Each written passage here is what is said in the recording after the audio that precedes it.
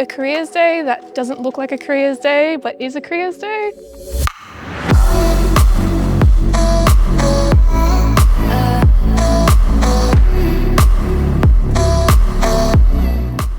I believe this Creative Industries Day is really important for young creatives because it provides a real confidence boost that working in the arts is a viable option. It shows the local community about the local role models they have in the arts. It's really great for high school students to get a kind of peek into the day of a creative.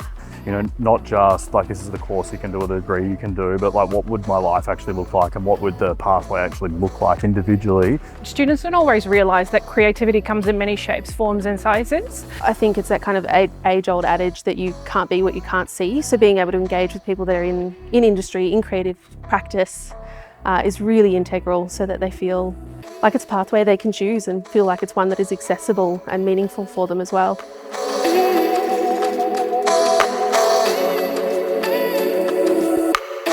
Being out here in the southeast, I think there is really rich cultural diversity. I think that's super important to get young people in touch with that, you know, in touch with themselves and knowing what actually feels good, what resonates, and letting life kind of help you.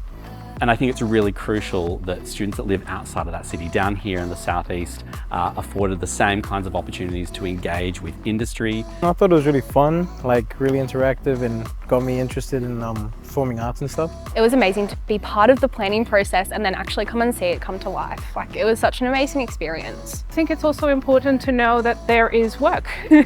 You can apply your creativity, and I think it's important for students to actually see that in action. And to see the possibilities of their own creative futures.